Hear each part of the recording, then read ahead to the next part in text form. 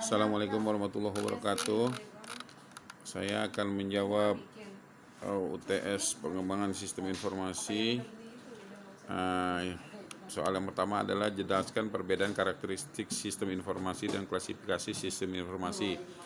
Perbedaannya adalah karakteristik sistem informasi itu terdiri dari komponen sistem, batas sistem atau boundary, lingkungan luar sistem atau environments, penghubung atau interface system, masukan atau input system, keluaran atau output system, pengolah proses sistem, sasaran atau objektivitas atau tujuan atau goal.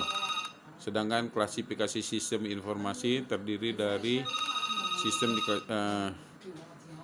bisa diklasifikasikan dari beberapa sudut pandang, diantaranya sebagai sistem diklasifikasi sebagai hasil sistem abstrak sistem, dan sistem physical system. Sistem diklasifikasi sebagai sistem alamiah atau natural system, dan sistem buatan manusia human made system. Sistem diklasifikasikan sebagai sistem tertentu atau deterministic system, atau sistem tertentu probabilistic system. Sistem diklasifikasikan sebagai sistem tertutup closed system, dan sistem terbuka open system. Lalu nomor 2, siapa saja yang termasuk tim pengembang, apa saja tugasnya? Tim pengembang sistem adalah diantaranya project manager atau tim leader, bertugas mengorganisasi dan mengatur orang lain untuk mencapai hasil yang sudah direncanakan dalam jadwal dan anggaran yang sudah ditentukan. Lalu sistem analis, tugasnya diantaranya meninjau dan menganalisa hasil printout komputer dan indikator kinerja, menemukan masalah kode, menyediakan staf dan pengguna, menguji, memelihara dan memantau program komputer dan sistem, mengembangkan dokumen, dan lain-lain.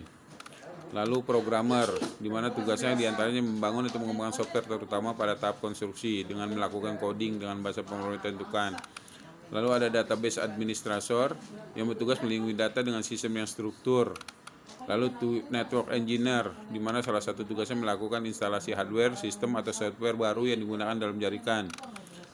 Lalu auditor, diantaranya tugasnya memastikan sisi-sisi penerapan IT memiliki kontrol yang diperlukan. Tester, bertanggung jawab terhadap perencanaan jaminan kualitas, tidak adanya bug, kesalahan, atau melakukan analisis. Dokumenter, diantaranya tugasnya mempelajari cara mengoperasikan sistem sebagai bahan pelatihan, dasar pengembangan sistem lebih lanjut, dan lain-lain. Business analyst, tugas memahami struktur, kebijakan, dan proses produksi suatu perusahaan maupun organisasi, dan merekomendasikan solusi atau cara metode yang memungkinkan organisasi untuk mencapai tujuannya. Lalu nomor 3, jelaskan tahap-tahapan di dalam SDLC, berikan contoh kasusnya. Tahapan pada SDLC ialah inisiasi atau inisiator, mengembangkan konsep sistem atau sistem konsep development, perencanaan atau planning, analisis kebutuhan atau requirement analysis, desain, pengembangan atau development, integrasi dan pengujian, implementasi, operasi dan pemeliharaan, serta disposisi. 4. Jelaskan perbedaan faktor kelayakan dan faktor strategik. Faktor kelayakan itu terdiri dari teknikal, ekonomik, legal, operasional, schedule. Sedangkan faktor strategik yaitu diantaranya produktivitas, diferensiasi, serta manajemen. Nomor 5, jelaskan tahapan analisis sistem. Tahapan analisis sistem: A. Mengidentifikasi masalah, memahami kinerja sistem yang ada, menganalisis sistem, serta membuat laporan. Demikianlah jawaban UTS saya. Billahi taufiq wal hidayah. Wassalamualaikum warahmatullahi wabarakatuh.